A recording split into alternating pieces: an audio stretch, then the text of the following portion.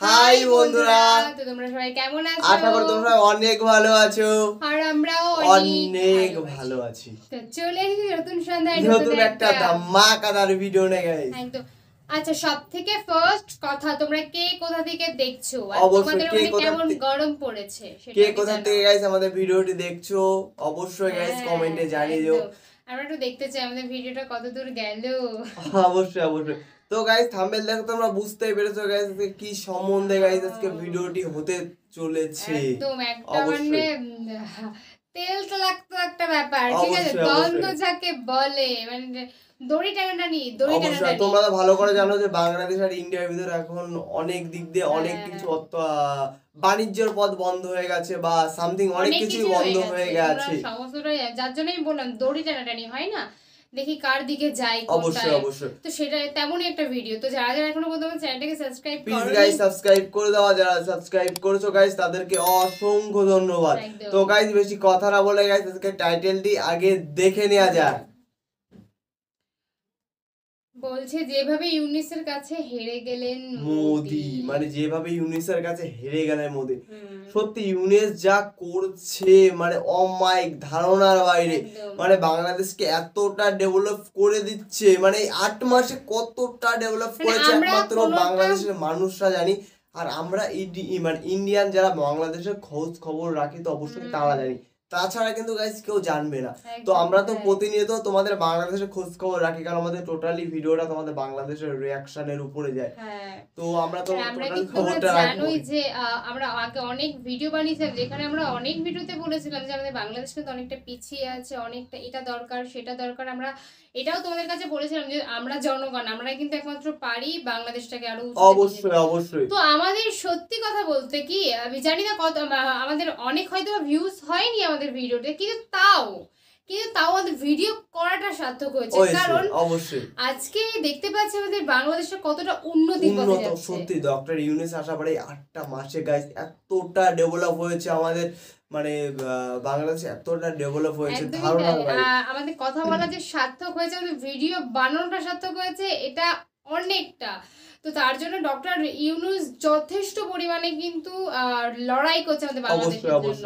তো জনগণ আমাদের মানে তোমরা হিসেবে বা আমরা হিসেবে আমাদেরও কিন্তু পাশে থাকা ভীষণ দরকার অবশ্যই। তো গাইস আমাদের মেইন ভিডিও ডিসক্রিপশনে চলে আসবে, প্লিজ গাইস তোমরা চেক আউট করে নাও। তো চলো গাইস বেশি কথা না বলে আজকের ভিডিওটি শুরু করা যাক। ভারতের প্রধানমন্ত্রী নরেন্দ্র মোদি আগে থেকেই বসে আছেন একজন অতিথির অপেক্ষায়, সঙ্গে সারিবদ্ধ হয়ে অপেক্ষা করছেন তার সফর সঙ্গীরাও। তারপর শ্রেণীকক্ষে শিক্ষক প্রবেশের পর যেমনি করে সব শিক্ষার্থী দাঁড়িয়ে যায় তেমনি করে দাঁড়িয়ে গেলেন নরেন্দ্র মোদী সহ উপস্থিত সবাই। বীরদর্পে প্রবেশ করলেন নতুন বাংলাদেশের অকুতভয় কাণ্ডারি নোবেলজয়ী ডক্টর মোহাম্মদ ইউনুস। এ দৃশ্য চোখ জুড়িয়ে দিয়েছে কোটি কোটি বাঙালির।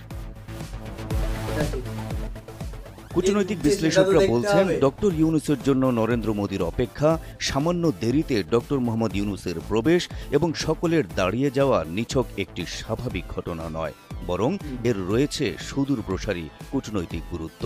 আর সেটি হলো ভারতের সঙ্গে বৈঠকের জন্য বাংলাদেশ মুখিয়ে আছে, কিংবা নরেন্দ্র মোদীর সাক্ষাৎ পেতে ডক্টর ইউনুস দেন দরবার করে চলেছেন এতদিন, এমনটি যারা ভেবেছেন তাদের ধারণা ভুল। বরং বাংলাদেশের সঙ্গে বৈঠকটা ভারতের জন্যই বেশি গুরুত্বপূর্ণ, ভারতের কাছেই বেশি আকাঙ্ক্ষিত।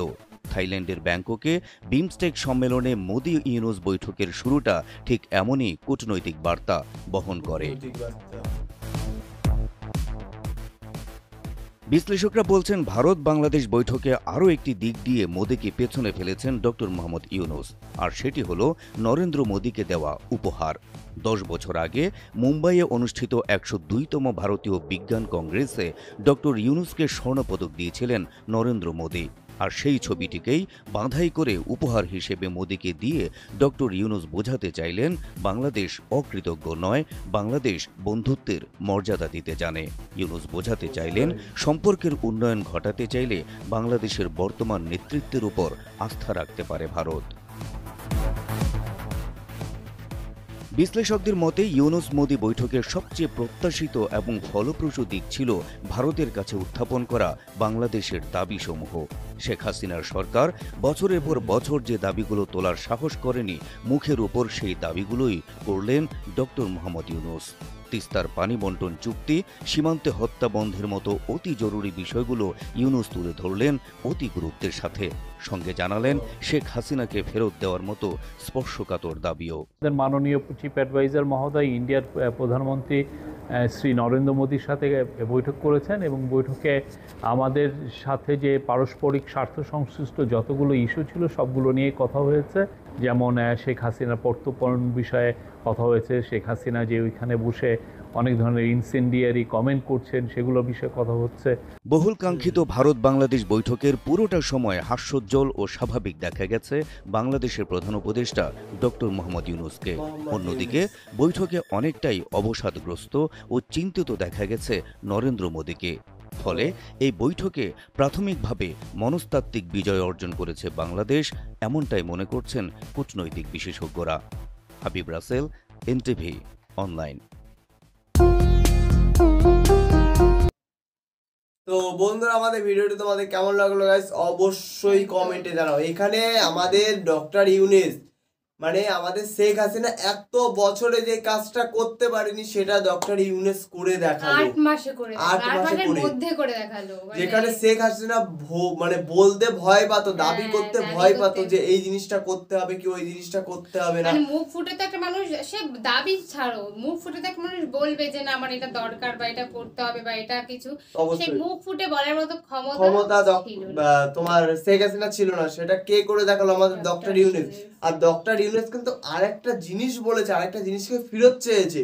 শেখ হাসিনাকে ফেরত চেয়েছে, ইন্ডিয়ার কাছে শেখ হাসিনাকে ফেরত চেয়েছে। কারণ শেখ হাসিনা কিন্তু আমাদের মানে আমাদের বাংলাদেশ সম্পর্কে প্রচুর কূটনৈতিক কথা, মন্তব্য, অনেক কিছু করেছে, যার দরুন ওনারা মনে করলেন যে না ওনাকে ফেরত নিয়ে যাওয়া একটু ওনাকে একটা ওই দেশে কোনো একটা শাস্তি মাস্তি দেওয়ার কোনো একটা ব্যাপার আছে গাইস, এরকম কথা কিন্তু ওনাদের যেটা মনে হয়েছে সেটা হচ্ছে। কিন্তু তো এইসব দিক থেকে কিন্তু ডক্টর ইউনূস মানে মন খুশি ছিল এবং খুব আনন্দের সহিত কিন্তু ওই বৈঠকটা করেছিল। কিন্তু সেখানে দাঁড়িয়ে দেখা গেল যে মোদী সরকারের কিন্তু ব্যাপারটা অন্যরকম হয়ে গেল। হ্যাঁ, যাও এখানে আরেকটা জিনিস দেখলাম যে আজ থেকে অনেক বছর আগে মোদী সরকার ডক্টর ইউনূসকে একটা স্বর্ণপদক দিয়েছিল তোমার মুম্বাইতে। তো আজকে সেটা আমাদের ডক্টর ইউনূস এত বছর পরে বাঁধিয়ে দিল। তাহলে বুঝতেই পারছো তার মাইন্ড কতটা কাজ করে। যে কেউ কিছু দিলে অবশ্যই তাকে ফেরত দিতে হয় কিছু। তো বন্ধুত্ব তো মানে বন্ধুত্বটা কেমন করে বজায় রাখতে হবে সেটা কিন্তু মানে ডক্টর ইউনূস খুব ভালো করে বুঝিয়ে। তো অবশ্যই তোমরা কমেন্ট সেকশনে জানাতে ভুলো না যে আমাদের ভিডিওটি কেমন লাগলো। অবশ্যই গাইস, আর তোমরা কি ধরনের রিলেটিভের উপরে ভিডিও চাও সেটা অবশ্যই গাইস আমাদের কমেন্টে জানিও। আমরা সেই ধরনের ভিডিও নিয়ে গাইস তোমাদের সাথে চলে আসবো। তো চলো গাইস, নেক্সট কোন ধামাকাদার গাইস ভিডিওতে তোমার সাথে আবার দেখা। আজকের মতন এখানেই টাটা।